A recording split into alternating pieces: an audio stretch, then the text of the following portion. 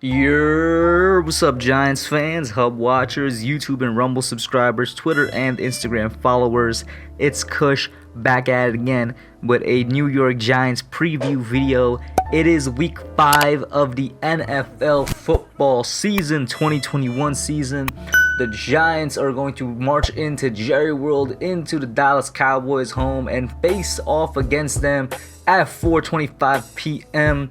this Sunday, and battle it out and attempt to come out of Jerry World with their second win of the season, hoping to improve and build on what they got last week, which was a win against the New Orleans Saints in the Superdome. We'll see if they can do that. Now, I will say before I start with the actual preview, 2 things of note to mention. One of them is a little superstitious. You guys know me. I'm not superstitious, I'm a little stitious throughout my entire thing on the channel. Last week when the Giants got their win against the Saints, I wasn't wearing my jersey as usual like I do when I call the games live. I was wearing a Saquon t-shirt, and I said on the live stream, I'm just going to try something different to see if it changes up the mojo for us, and obviously, well, something changed. So I'm going to do that again this week. However, another thing I did was I actually did not do a preview video last week, so I was low-key considering not doing a preview video this week and instead doing a preview stream, which is what I did last week. We'll see if it works out. Because obviously I'm doing the preview video right now. If we somehow lose, I don't know, guys. It might be preview streams for the rest of the season. Let me know if I'm being too dramatic in the comments down below. And the second, way more actually important thing is Andrew Thomas. In the last video I made, I reported, or I guess relayed the report to you guys, that Andrew Thomas on Wednesday did not participate in practice because something was bothering him with his foot. Presumably the same foot he had surgery on in the offseason, and the same foot that had the injured ankle basically all of last year. He was in limited practice yesterday, and then today it was released that they're not sure if he's going to be ready to play for Sunday. Now, Thomas is a tough dude. He's an absolute baller. We noticed because once again he played through the injury last year. However, with him being gone or him being limited in Sunday's game, that could have a major impact for the Giants. That's your franchise left tackle. That's a guy that's been holding it down throughout the entirety of the year so far. Him being gone could really be a deciding factor of this game.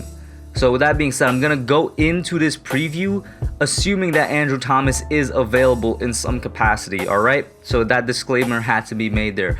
With that being said, we're going up against the Dallas Cowboys, one of the best offenses in the league, with a defense that's good enough to win them games because they've won 3 straight. Their only loss on the season now being to Tampa Bay in week 1, and they look like legit contenders for the playoff spot this year and the NFC East divisional champion. Not only that, they simply look like one of the best teams in the NFC. They really do. And so without a doubt, I think we're going up against the best offense we have faced all season long. Dallas is currently the 5th overall offense in the NFL per Pro Football Reference. The Giants are all the way down there at 21. You scroll down to their passing offense. We are actually ranked ahead of them because we're averaging more yards per game, and we do currently have more passing yards on the season as well. Rushing offense, Dallas is top 2, being number 2 in the league, way up there with the Giants down there at 22nd.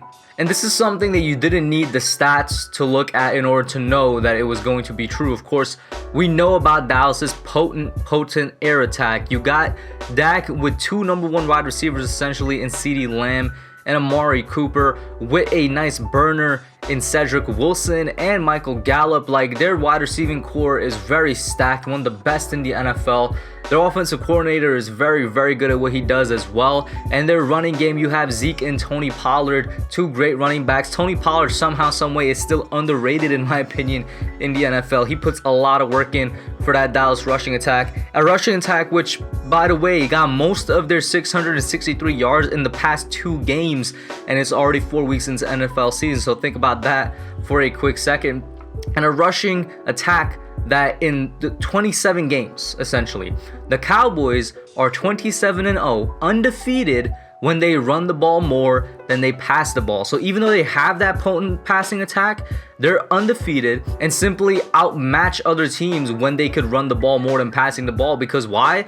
It usually means a couple of things. One of them is they're so up on that team already that they could just run the clock out. One, or two, they're one of the best balanced offenses in the league, where they can afford to run the ball on you and still be able to torch you in the air and score. So that is what this Giants defense, which has been underperforming, that's what they're gonna have to do in this game. Stop that rushing attack, or at the very least plug it up somewhat, just stagnate it. This Giants defense, by the way, which is ranked 15th overall in the league, because in the past 2 games in terms of points allowed, they have improved a lot from the first week. However, looking at the games, we know that there's a lot left to be desired when it comes to getting pressure on the quarterback and making tackles. We're missing a lot of tackles. The Cowboys, by the way, are not far behind us at the 17th overall defense. When we go, speaking of those pressures, the Cowboys, they can get pressure on the quarterback. And remember, I mentioned Andrew Thomas earlier. If he does end up being out, it's going to be a bad recipe for us. The Cowboys have 42 pressures in the league, which is 11th in the league, by the way. So very close to top 10 in pressures. And the Giants are a bottom 4, 29th in the league with just 30 pressures. Passing defense wise, we are 20th in the league. The Cowboys are 29th, so that's something we could look to take advantage of. And rushing defense wise, the Cowboys are 6th in the league to the Giants 20th as well. Now here's one thing I will say on the Cowboys rushing defense. One of the main reasons they're ranked so high is because they only allowed 324 rushing yards in 4 games.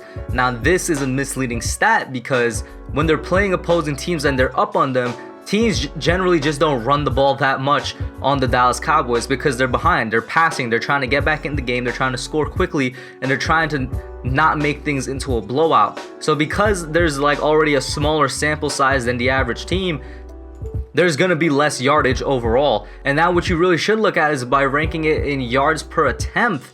And that, I think, gives you a bit more of a realistic rushing defense, where you got the Giants at 23 with 4.5 yards per attempt, and the Dallas Cowboys at 27 with 4.7 yards per attempt. Now, on the defensive side of the ball for the Giants, once again, I do think the name of the game is going to be trying to stuff or stagnate, somehow slow down both Zeke and Pollard. You cannot sleep on either one of them. We've seen their untouched formula of being undefeated when they rush the ball well. Mess that up. Just mess that up. Improve your tackling. That's going to be in the run game. And then obviously try to get pressure on the quarterback somehow, whether it's through blitzing, whether it's just through natural pressure from the edges, whatever the case may be. Just try and get pressure on Dak, but most importantly, stop the run. Because I do not think we could afford to get into an early shootout with the Cowboys, and that's more on our defense than our offense. I think our offense has the potential to try and keep up, but our defense, I think more than not, will fail a little bit because of the lack of pressure, and it's just going to be a touchdown city for the Cowboys. Now, on our offensive side of the ball, like I said, I do think we can match them.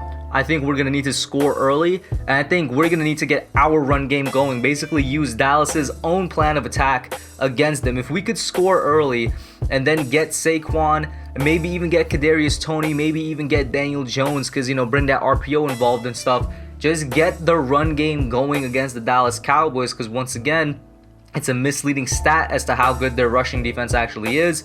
We could try and extend some clock, or I mean spend some clock actually, if we could score early. Now, in terms of being careful, because one of the more popular players of the Dallas Cowboys right now is Trevon Diggs, because he's off to an incredible start to his 2021 campaign.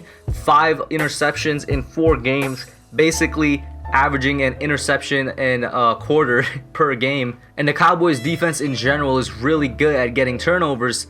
How do we combat that? Well, on the very, very bright side, Daniel Jones is also having an incredible start to his 2021 campaign. And part of that incredible start is that he hasn't really had turnovers. He's had 1 fumble to my immediate recollection, which was, I think, in week 1. And he's had 1 interception, which was last week at the half, as he was throwing a Hail Mary to score as the half came to an end. But he's been very safe with the football, both through the air and when guarding it in his own hands. So I don't think we're going to have much to worry about there. And one thing to take note of on the Cowboys defense is that they're very opportunistic and they're very aggressive. Try to use that against them. If they're going to be aggressive with trying to get to the quarterback, let them bite on a play action.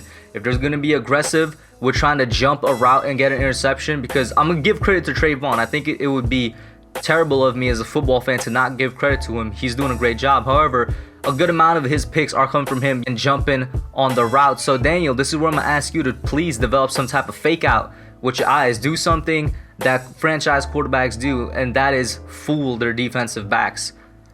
At least when you are going to Trayvon's side. We'll see. Maybe Kenny Galladay just outmuscles him. Maybe we don't need to go to Trayvon that much, and we attack other parts of their secondary, because remember now, they are a pretty bad passing defense, as I showed you guys earlier. So there are weaknesses there. I still think their safeties are pretty weak. And other than Trayvon, I'm not sure if there's anybody really there that scares me, so to say.